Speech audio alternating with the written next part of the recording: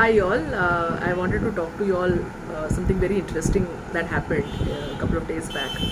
Um so about 2 days back or 3 days back, there was this news floating around that Swami Shivananda of Varanasi, who is a 125-year-old sadhu, has received the Padmashree award, and the way that mainstream media positioned him was as a yoga guru, and I spoke on Twitter, or rather I quoted an NDTV link and put it on Twitter, saying that commonly the way we understand yoga guru is somebody who is a yoga teacher, which means, and yoga that we commonly understand as is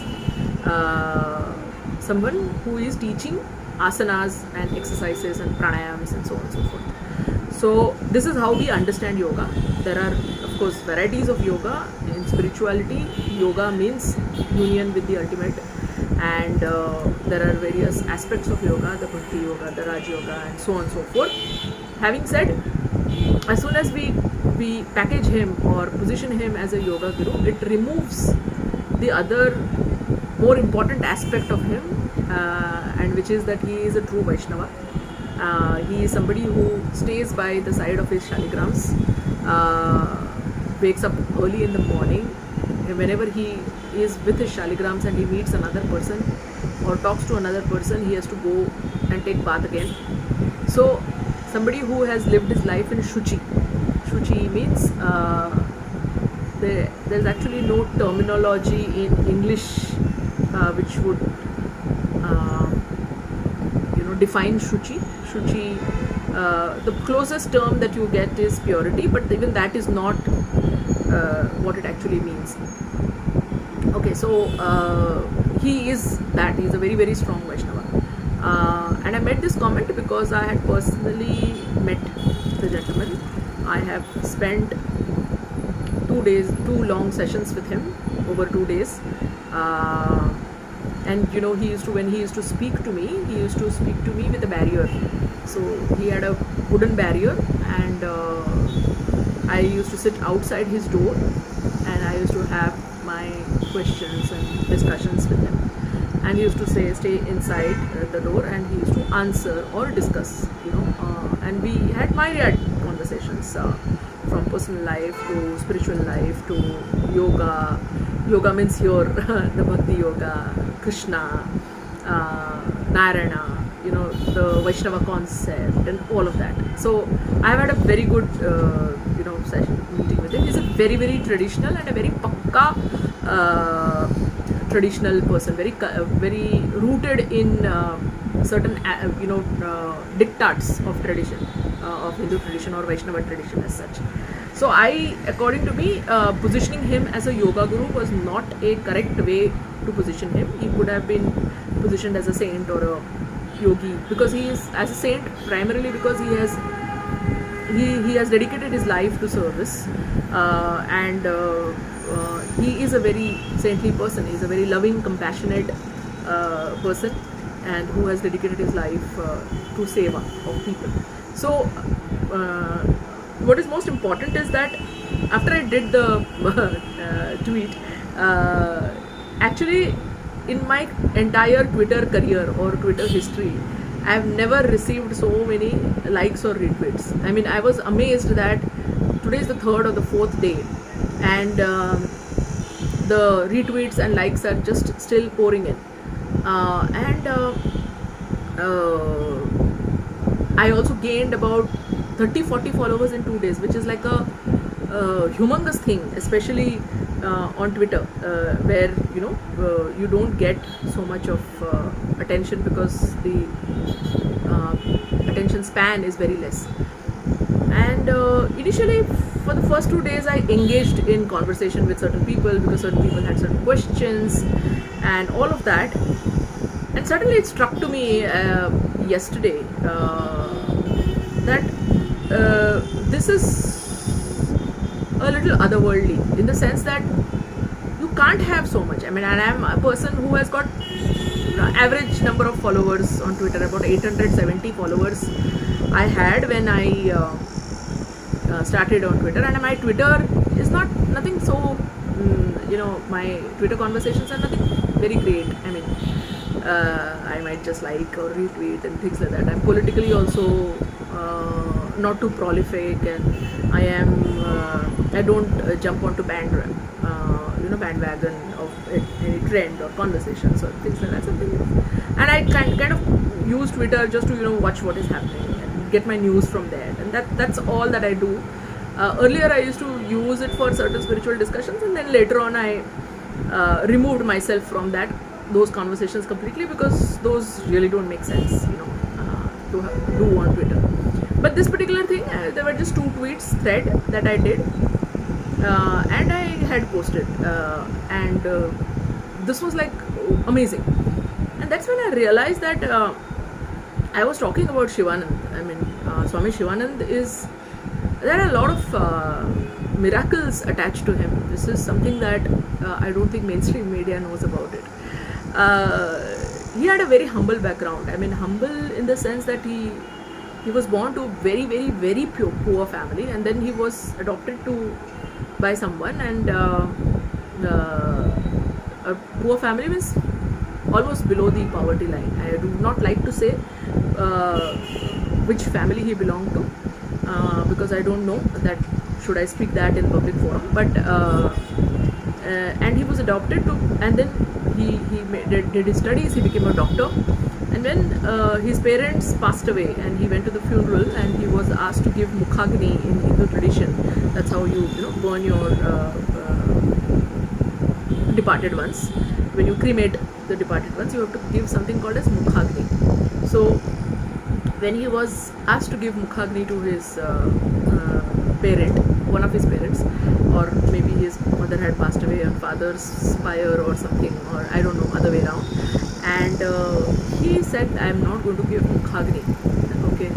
And he said that the people who have cut their stomach and fed me, how can I put embers in their mouth? And I think that was an amazing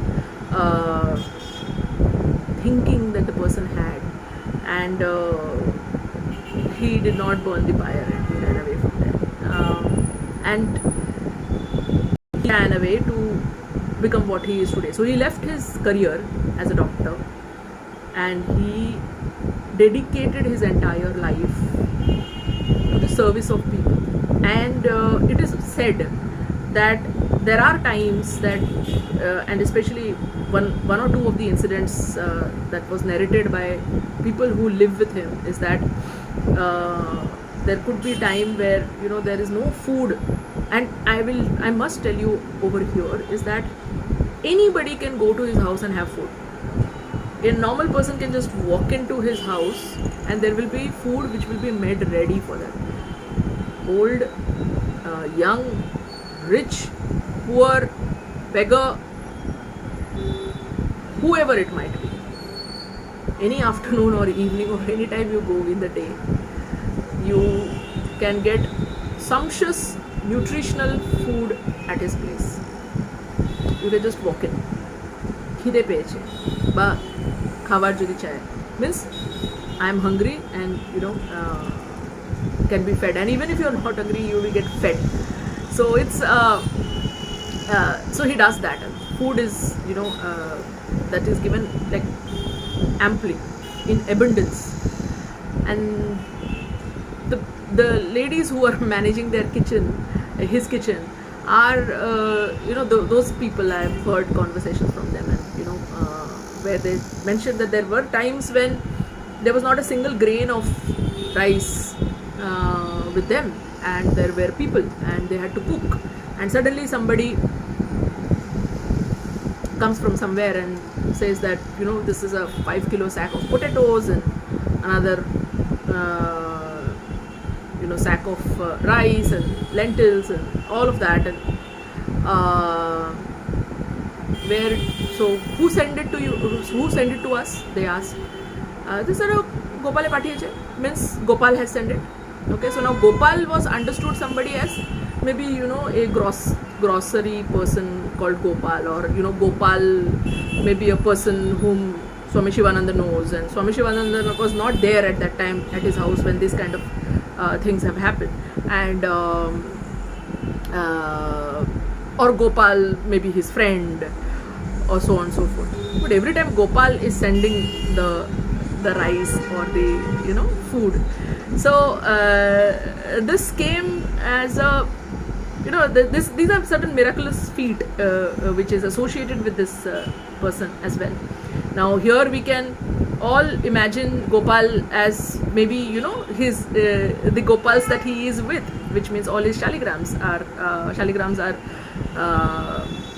the symbolic stones for Krishna or Narayan. So